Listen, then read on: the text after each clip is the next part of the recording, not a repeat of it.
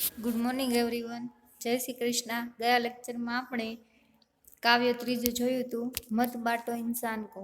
આજે આપણે એનું સ્વાધ્યાય શીખીશું. क्वेश्चन 1 છે, निम्नलिखित प्रश्नों के उत्तर दीजिए. प्रश्न 1, इंसान को बांटने का अर्थ क्या है? तो एनो जवाब आवशे, इंसान को बांटने का अर्थ है सभी मनुष्य को समान दृष्टि से न देखना. એટલે કે માણસને વેચવાનો અર્થ છે કે બધા માણસો છે તેને સમાન દ્રષ્ટિએ ન જોવા.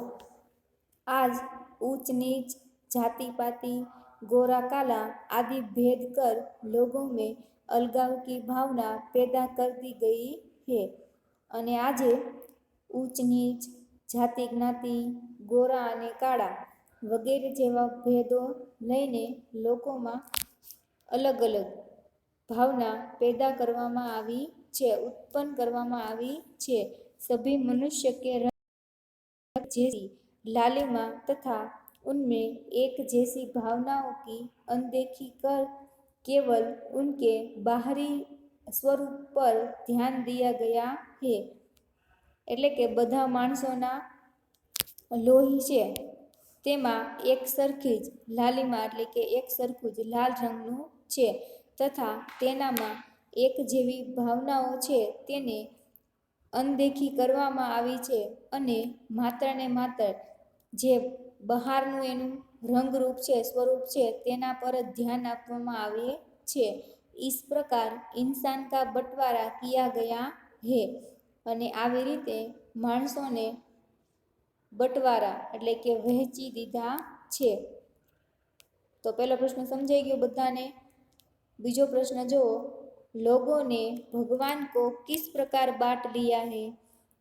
લોકોએ ભગવાનને કઈ રીતે વહેંચી લીધા છે? તો એનો જવાબ આવશે, कुछ लोगों के भगवान मंदिर में तो कुछ लोगों के भगवान मस्जिद में रहते हैं. કેટલાક લોકોના ભગવાન છે તે મંદિરમાં રહે છે અને કેટલાક લોકોના ભગવાન મસ્જિદમાં રહે છે.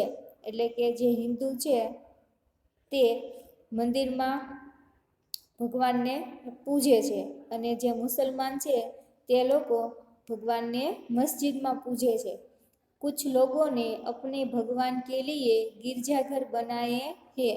અને કેટલાક લોકો એવા છે કે જેણે પોતાના ભગવાન માટે गिरजाघर बनाव्યું છે. एक ही भगवान को लोगों ने अलग अलग ढंग से देखा है. એટલે કે એક જ ભગવાન છે પણ બધા લોકો તેને अलग अलग રીતે જોવે છે. वे उनकी अलग अलग तरीके से पूजा करते हैं. અને તે લોકો તેમની અલગ અલગ રીતે પૂજા કરે છે. इस तरह लोगों ने भगवान को बांट लिया है. અને આવી રીતે લોકોએ ભગવાનને વહેંચી લીધા છે. प्रश्न 3 जो, चट्टानों की प्यास कैसे बुझाई जा सकती है? એટલે કે ચટ્ટાનો છે તેની તરસ કઈ રીતે छिपाવી શકાય છે? तो एनो जवाब आवशे, चट्टान का अर्थ है वो लोग जो भेदभावों के जुल्म सहते सहते पत्थर जैसे कठोर हो गए हैं. એટલે કે ચટ્ટાન છે તેનો અર્થ એવા માણસો છે કે જે ભેદભાવ છે તેનો જુલ્મ સહન કરી કરીને પથ્થર જેવા કડક થઈ ગયા છે. हम उन लोगों के साथ समानता का व्यवहार करते हैं. અને આપણે તે લોકોની સાથે સમાનતાનો વ્યવહાર કરીએ છીએ. उन्हें भी अपनत्व प्रदान करना है. અને તેમને પણ આપણે अपनत्व એટલે કે પોતાનાપણું પ્રદાન કરવાનું છે. इस प्रकार प्यार का शीतल जल देकर चट्टानों की प्यास बुझाई जा सकती है. અને આવી રીતે પ્યારનું પ્રેમનું શીતળ પાણી આપીને ચટ્ટાન જેવા માણસો છે તેની તરસ છુપાવી શકાય છે. पहला प्रश्न बधाने समझ पड़ी गई ने. चलो क्वेश्चन नंबर 2 જોઈએ. निम्नलिखित प्रश्नों के उत्तर दो दो वाक्यों में दीजिए. प्रश्न पहलो છે, कविता के अनुसार अब तक किन चीज़ों का बंटवारा हो चुका है? એટલે કે કવિતાના અનુસાર આજ તક કઈ કઈ વસ્તુઓનો બટવારા એટલે કે વહેંચી દીધી છે. एनो जवाब आवशे कविता के अनुसार अब तक मंदिर, मस्जिद और गिरजाघर आदि के रूप में भगवान का बंटवारा हो चुका है। એટલે કે કવિતા પ્રમાણે આજ સુધી મંદિર, મસ્જિદ અને ગિરજાઘરમાં ભગવાનનું જે સ્વરૂપ છે તેને વહેંચી દીધું છે। इस तरह भिन्न भिन्न देशों के रूप में धरती और सागर भी बांट लिए गए हैं। અને આવી રીતે અલગ અલગ દેશોના રૂપમાં ધરતી અને સાગર એટલે કે સમુદ્રને વહેંચી લીધો છે।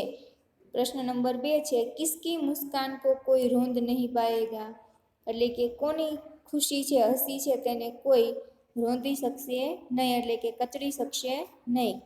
तो एनो आंसर आवशे सर्वत्र समानता का भाव फैलने पर लोगों में परस्पर अपनत्व की खुशी होगी। એટલે કે બધે જ સમાનતાનો ભાવ ફેલાઈ જશે તો લોકોમાં એકબીજા સાથે પોતાનાપણું અને ખુશી હશે। तब कोई किसी पर जुल्म कर उसकी मुस्कान को रोंद नहीं पाएगा अर्थात नष्ट नहीं कर सकेगा। અને ત્યારે કોઈના પર જુલ્મ કરી શકશે નહીં અને એની ખુશી છે, હસી છે તેને કચડી શકશે નહીં, નષ્ટ કરી શકશે નહીં। प्रश्न नंबर 3 છે हरी भरी धरती को कौन सी परिस्थितियां रेगिस्तान में बदल सकती है, એટલે કે હરી ભરી જે પૃથ્વી છે, ધરતી છે તેને કઈ પરિસ્થિતિઓ એવી છે કે જે રણના સ્વરૂપમાં બદલી શકે છે।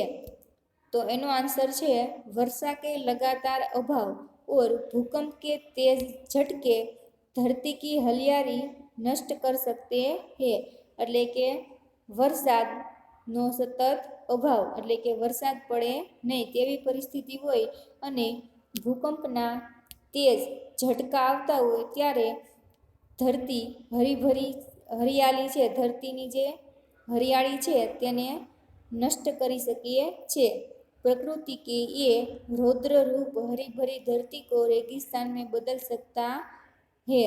એટલે કે પ્રકૃતિનું આ રૌદ્ર સ્વરૂપ છે તે હરીભરી પૃથ્વી છે, ધરતી છે તેને રણ સ્વરૂપમાં બદલી શકે છે। પ્રશ્ન નંબર 4 છે ઉજાલે કો બંદી બનાને કા ક્યા અર્થ હે, એટલે કે અજવાળું છે તેને બંદી બનાવી લેવું એનો શું અર્થ છે। તો એનો જવાબ આવશે ઉજાલે કો બંદી બનાને કા अर्थ है उसे अपने अधिकार में रखना। એટલે કે અજવાળાને બંદી બનાવવાનો અર્થ છે કે તેને પોતાના અધિકારમાં રાખવું। इसलिए बिजली की रोशनी अभी धनवानों के घर में ही दिखाई देती है, गरीबों की झोपड़ियों में नहीं। અને એટલા માટે જ વીજળી છે તે રોશની બની અજવાળું બની અને ધનવાનોના ઘરમાં જ જોવા મળે છે, ગરીબોની ઝૂંપડીઓમાં નહીં। यह कविता से हमें क्या संदेश देती है, तो जवाब से यह कविता विश्व के लोगों को सभी तरह के भेदभाव भूलकर मेल मिलाप से रहने की सीख देती है। એટલે કે આ કવિતા વિશ્વના લોકોને બધી રીતે ભેદભાવ ભૂલીને હળી મળીને સાથે રહેવાની सीख આપે છે। इस प्रकार यह हमें विश्व बंधुत्व का संदेश देती है।